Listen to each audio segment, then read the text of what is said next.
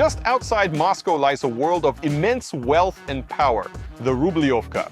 To understand it, imagine the tech billionaire fortresses of Silicon Valley or the celebrity playground of Beverly Hills, all rolled into one secluded forested enclave. Here, behind the high walls that surround the villas, the global headlines of sanctions fade into silence and a different, insulated reality rules. Living in Rublyovka is almost like living in paradise, just with a golden toilet. For years, this area has been a symbol of glamour, luxury, and that over-the-top rich aesthetic, especially now when Russian MPs and oligarchs have lost their villas and yachts abroad. But is Rublyovka really that glamorous? Is it actually comfortable to live there? Are there any ordinary people or just millionaires and celebrities? I asked Russian blogger and architect Vlad Surin to show us what Rublyovka looks like through the eyes of a regular person.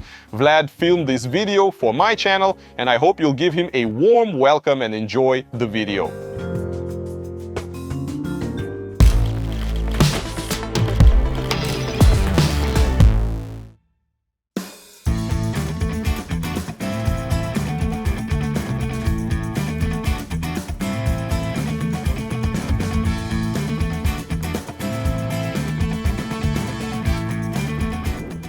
Hi, I'm Vlad Surin, architect and filmmaker. And I have something important to say, critically important. I must say it, and you can take it however you want. Even though I'll be sharing useful info, I won't hide the fact that a lot of what you'll see in this video, I'm seeing for the very first time myself. And what do you think of my ride for today? Not bad, huh? I'd even say magnificent. By the way, putting this logo onto the board was a real adventure. Took me about 2 hours and I even had to go pick it up first. Was it worth it? Well, is Rublyovka worth it? It's expensive, right? Should be. Let's check.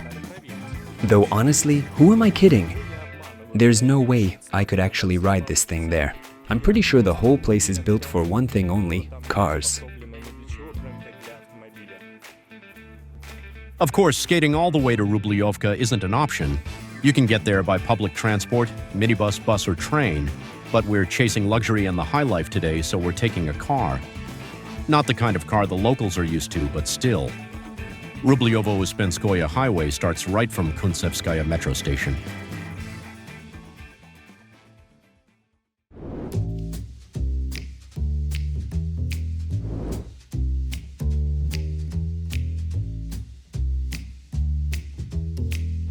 Alright, fine, I'll admit it. I haven't seen such nice roads in Russia in ages. Proper soil reinforcement, decent landscaping around the highway. But now something weird is starting. See that second row of fences right up against the first one? Made from corrugated metal. Oh wow, 3 rows of fences. Here, even next to genuinely beautiful nature, you almost always get this, fences everywhere. And not even nice ones, just plain metal sheets. Plain solid walls, it's ridiculous. Is this supposed to be elite?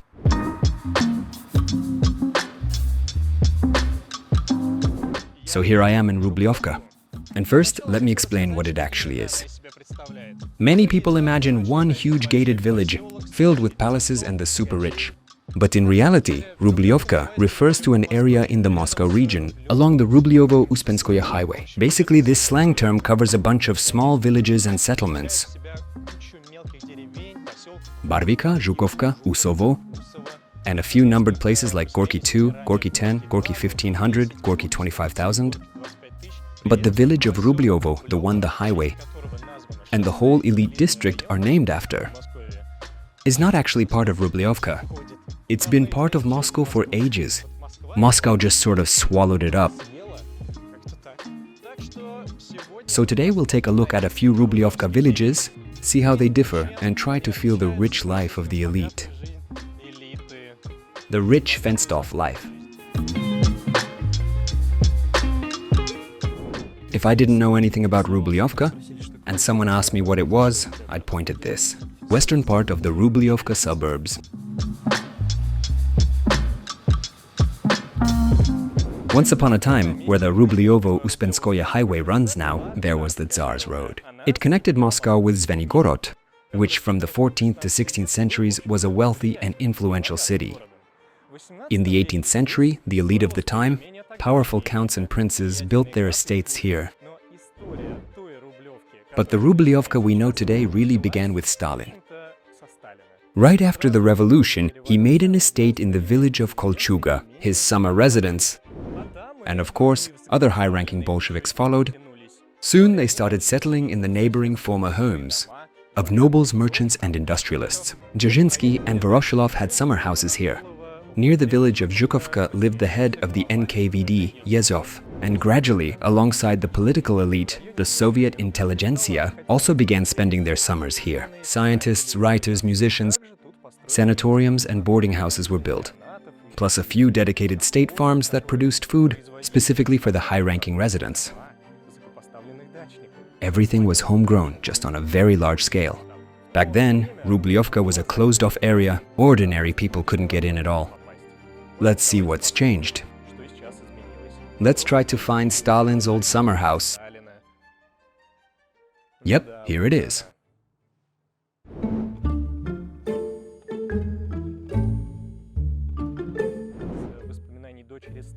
According to Stalin's daughter's memoirs, this is the estate they blew up. Unlike Mikoyan's dacha, the idea was that the Germans were supposedly approaching Moscow. Since this was the western side of Rublyovka, closest to them, they blew it up.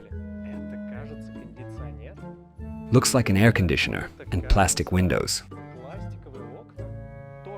That's all you can see from here. It looks pretty soulless, unlike the fence. And judging by what I found online, the fence was already 100 years old back in 2011. So it's one of 14 now. If you look at the map a bit deeper and there's a house that's more grand, maybe it doesn't look as awful, but getting to it is not easy.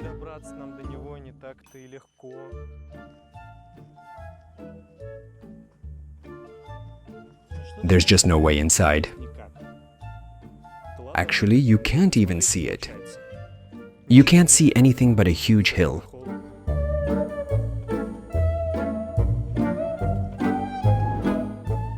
In 2000, the supper house became part of the Rublyovo-Uspensky health complex, where high-ranking officials like to restore their health.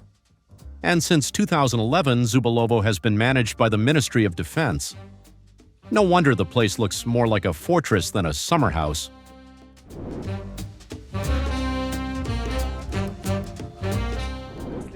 After the USSR collapsed, the new political elite illegally privatized the state-owned Rublyovka summer house, using all sorts of tricks. For example, they transferred them to hastily created cooperatives inside ministries and government agencies. Then the oligarchs started moving in. Berezovsky had a summer house here, as did Peter Avon, the former head of Alpha Bank. And billionaires really started snapping up land here once. Well, you can guess. Yep, once Putin got into power? By the way, there was a presidential residence here. It belonged to Russia's first president, Boris Yeltsin. According to eyewitnesses, Russia's first president partied here loud and proud. Yeltsin left behind a whole collection of Rublyovka legends. The most famous one is about him supposedly falling off the local Uspensky Bridge.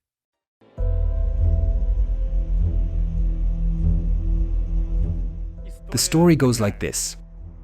Yeltsin is in a government car with his driver, either from a friend's house or on his way to one. I honestly don't remember, and suddenly decides to take a walk. He's strolling along, minding his business, when out of nowhere, two blood-red cars screech up. A couple of big guys jump out, grab Yeltsin, throw a rice sack over his head, drag him to the Uspensky Bridge, and toss him over the side. I don't know what the water level was back then, but judging by what I'm looking at now, there's no way you could jump or fall off this bridge with a bag on your head and survive. But the legend says Yeltsin fell into the river, swam about 300 meters downstream, crawled out somewhere along the bank, and walked straight to the local police station. And then supposedly every newspaper and TV channel covered it.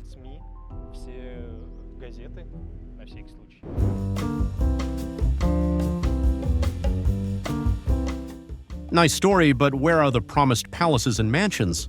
Let's look for luxury in the legendary Barvikha.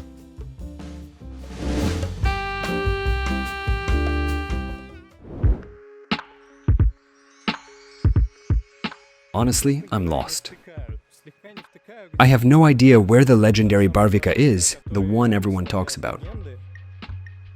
And also, where's the pedestrian crossing? I can't figure it out. I've ended up in an old Stalin-era settlement.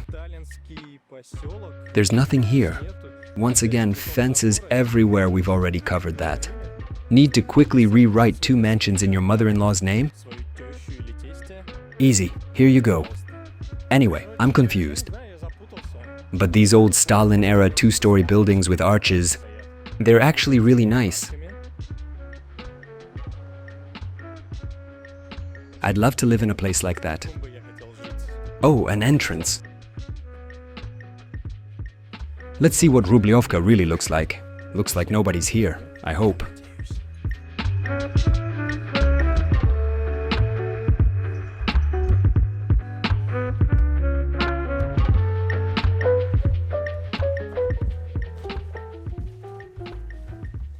Mom, I'm a billionaire.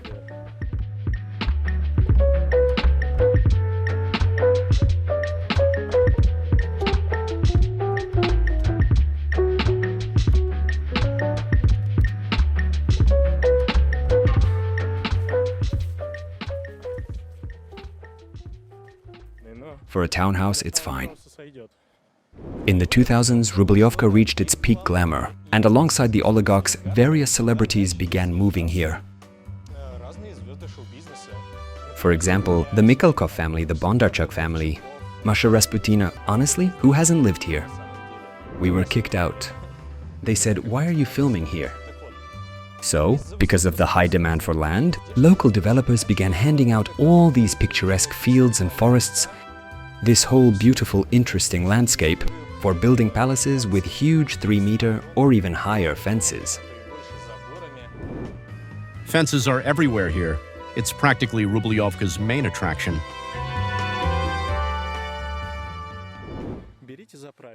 Here's a rule: the poorer the house, the more transparent the fence.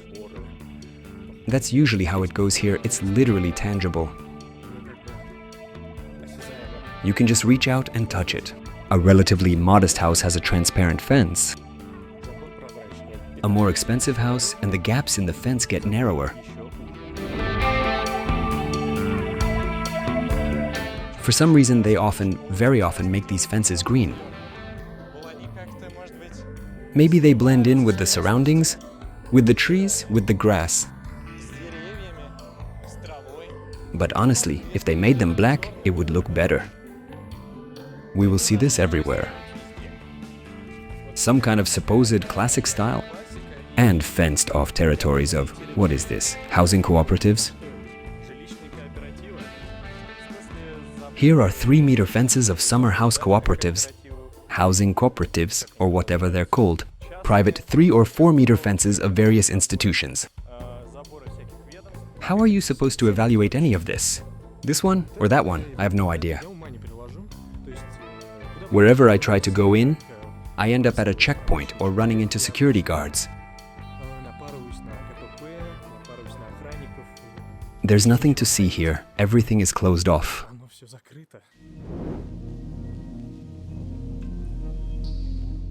This whole image of fences honestly gives you a strange feeling. As if you're being dragged along a single predetermined path. It's a bit like a filtration corridor. Overhead structures made of polycarbonate. Materials straight out of the 70s. They create exactly that corridor feeling, don't they? It's already clear that I'm in an expensive area. But as I expected, I'm going to stumble upon some abandoned places. And of course, classicism, or neoclassicism. Or Renaissance, or Neo-Renaissance, whatever you want to call it. Basically, anything that has balusters, probably that. Kitsch, pretentiousness, artificial pomp. I'm just listing hashtags now, and high fences. During the mass migration of celebrities to Rublyovka, pretentious restaurants started popping up, places where they held grandiose parties. They wrote about those parties in magazines and even published books. That's when the familiar image of Rublyovka appeared. It started to be considered a place of the high society. Let's look at one of such centers of attraction, Barvikha luxury village,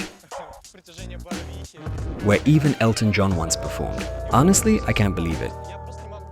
There's also a shopping mall here. Girls, where are you from? Barvikha luxury village. It's interesting and beautiful. All the shopping centers should look like this. Honestly, I'm not even sure which of these stores are still open. I don't know, I'm even afraid to check. It's just too expensive. How am I supposed to go in there? Look at me and look at these boutiques. Valentino. Mercury. There are guards here, guards everywhere. And the people here understand architecture and urban planning. I'd like to draw your attention to the fact that they didn't just build a big empty box and call it elite. Here, at least, they made something resembling a street, with shops on both sides. So does that mean I'm whitewashing Barvikha now? Looks like it, huh? Well, here we go again. They're telling me I can't film here. They just don't know who I am. Rublyovka's popularity in the 2000s affected land prices. For a long time, this district topped the rankings of the most expensive real estate in the country. 100 square meters of land right here, that's about 1, 2, 3, 4, 5, 6, 7, 8, 9, 10. 1, 2, 3, 4, 5, 6, 7, 8, 9, 10. 5, 6, 7, 8, 9, 10. This costs $47,000. For comparison, in the Moscow region, the same plot in 2010 didn't cost more than $3,500. 300,000 versus 1.5 million, that's the luxury markup. After the 2008 crisis, the era of Rublyovka chic gradually faded, and local settlements began to empty out. We literally just saw this. The reasons vary. Some people went broke, some got tired of the underdeveloped infrastructure and the endless rush hour traffic. Once upon a time, the wealthy sped toward Moscow. Now they mostly just sit there stuck. By the beginning of Vladimir Putin's third presidential term, every fifth cottage in Rublyovka was up for sale. But time moves on. Prices and demand change, styles change, tastes change. I'll tell you about that in a moment, but first, I have to admit, I'm thrilled. I got invited to look inside. And not just any house, but the classic example of a house in Rublyovka.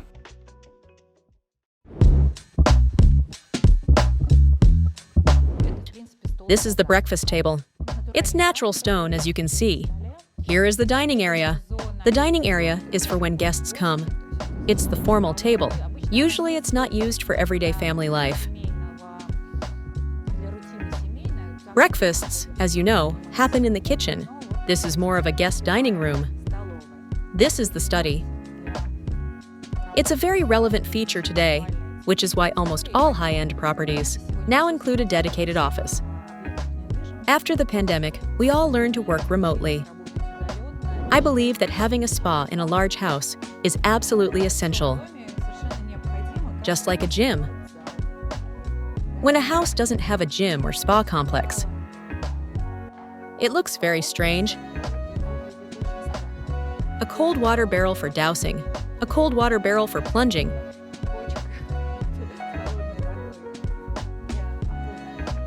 and a Turkish bath, a wonderful hammam.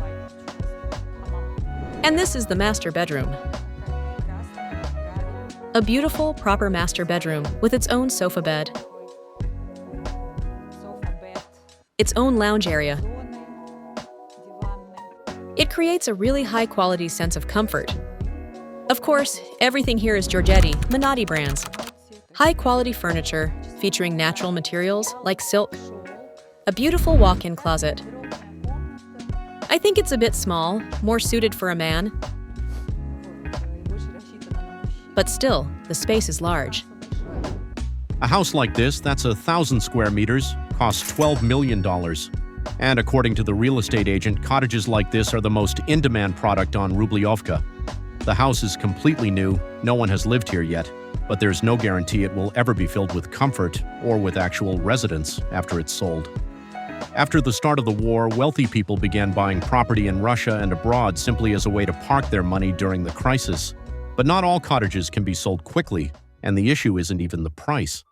The wild 90s era, when people got their first big capital, has faded away, and today our clients are, for the most part, well-educated, cultured, intelligent people.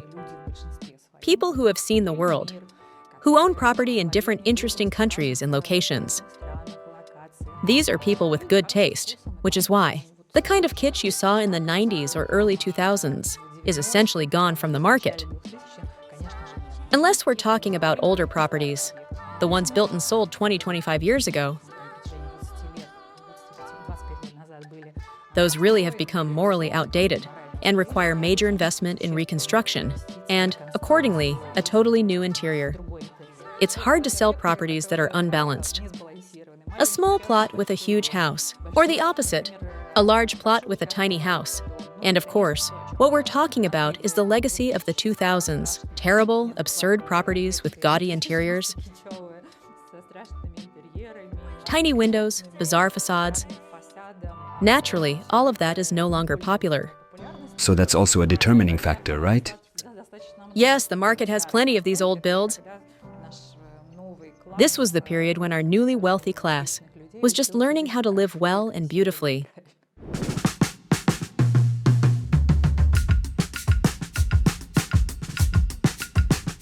There is, well, a lot of space here. I've never been on such a huge balcony. No, I'm not going to try that. I'm not trying anything. I'm not turning anything on. And this is the shower. The layout is fine, but the interior is a bit not my style. After something like this, you just want to go look at normal villages to balance out all this luxury.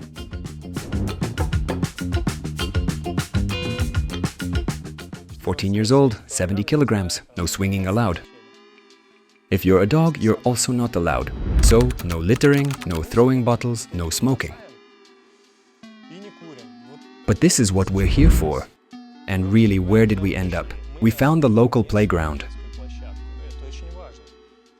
This is actually important because they say the playground situation in Rublyovka, the infrastructure in general, especially children's, is not great. Maybe that's not entirely true. We did find a fairly large playground, but for some reason, no one is here. Where are all the kids? Where are the people? We haven't seen anyone today. By the way, we're in the village of Podushkino. Rumor has it that somewhere around here, some of Barvikha's waste used to end up, but not ordinary waste, golden waste.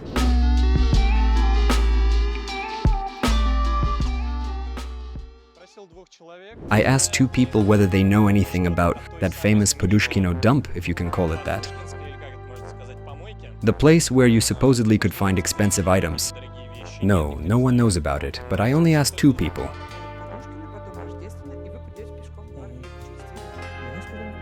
They told me it's in Podushkino. Not true, is it? We've lived here for 10 years. There's never been anything like that. There aren't dumps or pits or trash heaps. Nothing. Everyone has their own bin, and they haul everything away properly. Okay, I understand. But in Barvikha, there is a big one, and that's where everything goes. They bring it from here to there. Is that somewhere near the school in Barvikha? Yes. They fenced it off. It's all walled in stone. You go in and... Oh, they fenced it off? Yeah, they drive in there, unload everything, and so on.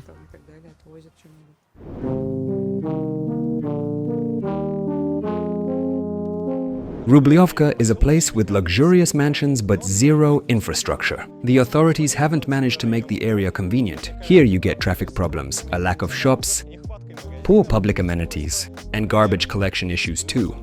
There was a Russian TV sketch show Nasha Russia about the homeless guys living at an elite Rublyovka dump. Just look at these poor people, they've got nothing. You're the poor one. My watch costs more than your whole bus. Anyway, I came to the village of Podushkino, but there was no dump like that. Now I've come to Barvikha. And finally, I think I found it. There's a pretty heavy flow of cars here, nobody likes being filmed. But judging by the description, this seems to be the place. Two girls told me the dump was near the school. Well, there's the school over there. And yeah, it's all fenced off. Should I climb in there or what? No. That's beneath my dignity. I can't do it anymore. Okay, let's just call this the Rublyovka dump. Technically, it is on Rublyovka, just not guaranteed to be the one. Thank you, dear Rublyovka residents. You pack everything neatly in sturdy black bags.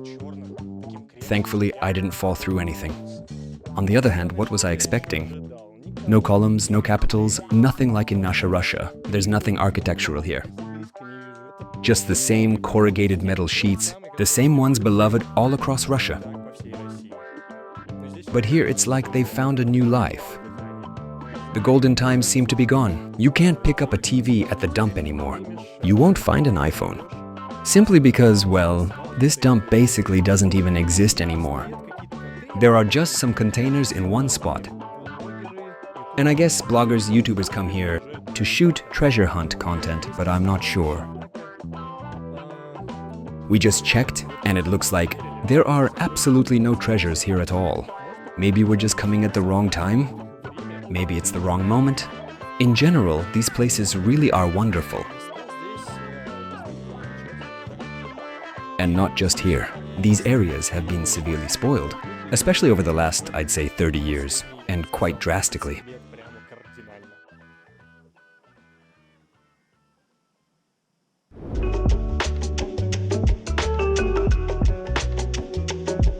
These spots are like isolated points on the map. You have to actually come here and walk around to appreciate them. But to get to them, you have to deal with a certain journey. And that journey is just the usual depressing urban infrastructure. It all looks very bleak.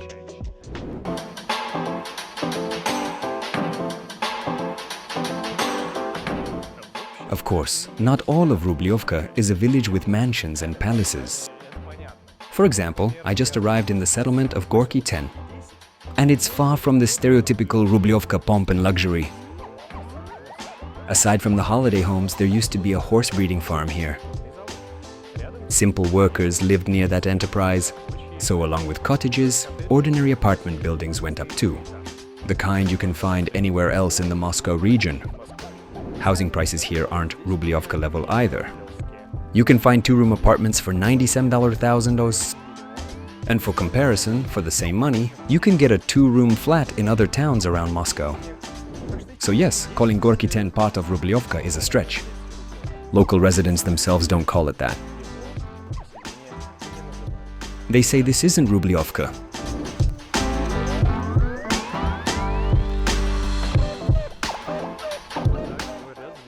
Ordinary people live here, they say. For some, Rublyovka begins and ends where the rich people live. And where the rich don't live, that's no longer Rublyovka. Why did I come here? First, the environment. It's better than closer to Moscow. Second, there's a forest nearby. You can go for walks with your kid. There's a river. That's why I moved here, to feel like a suburban resident while still living in an apartment. So in that sense, the real estate prices here, I wouldn't call them Rublyovka prices. Not here specifically. They're actually quite affordable. In places like this, the contrast of Rublyovka is especially visible. The farther you get from Barvikha, the simpler the housing and the warmer the people. Do you want a drink? Honestly, I suddenly want a drink, but no thanks. There'll be more for you. I'll find some more. No, you don't need to. You can have the full thing. Thank you for the offer, though. Really, now I kind of want it.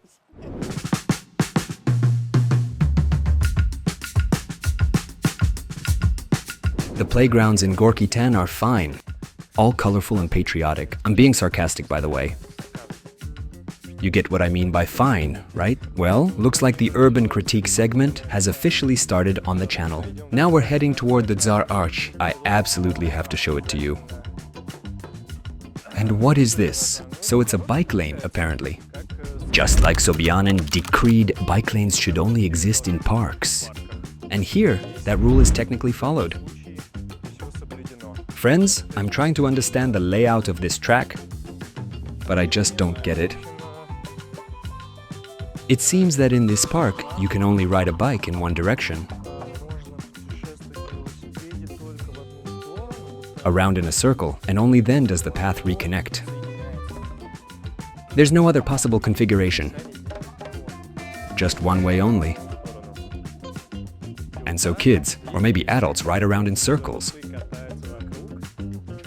These are weird little loops, but honestly, I don't even want to make fun of them. Because when I was little, these loops gave me a lot of joy. I loved them. For me, they were always something, not exactly an adventure, but my imagination worked in such a way that I'd come up with all sorts of things you could do with these loops. They were like tracks for something playful. Still, I don't know. There's a feeling that something here is just off. Here are funny orange ventilation pipes with little caps on top. There's underground parking here. Maybe Rublyovka used to be a fun place with loud parties. Now it gives the sad impression of a place where life has drained away, or maybe all the fun and all the happy people are just hidden far behind the high fences.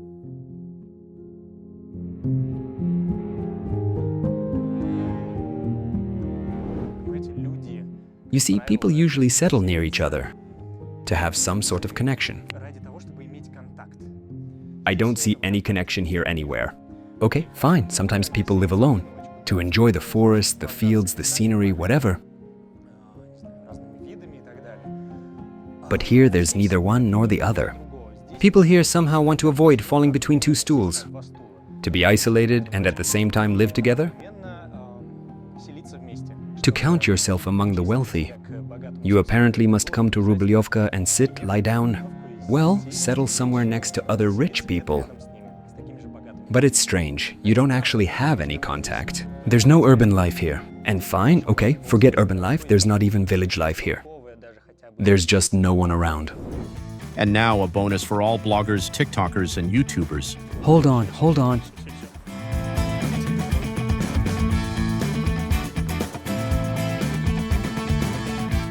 You get why I'm here, right? Just hit the like button.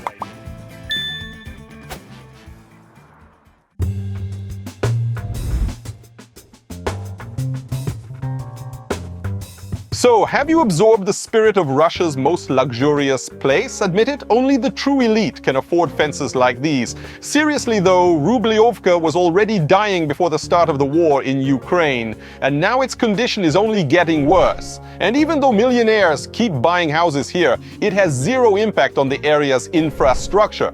Turns out the richest people in Russia don't know how to make their own district comfortable and safe, or they simply don't want to, which frankly is not surprising. The area is just the same as its residents.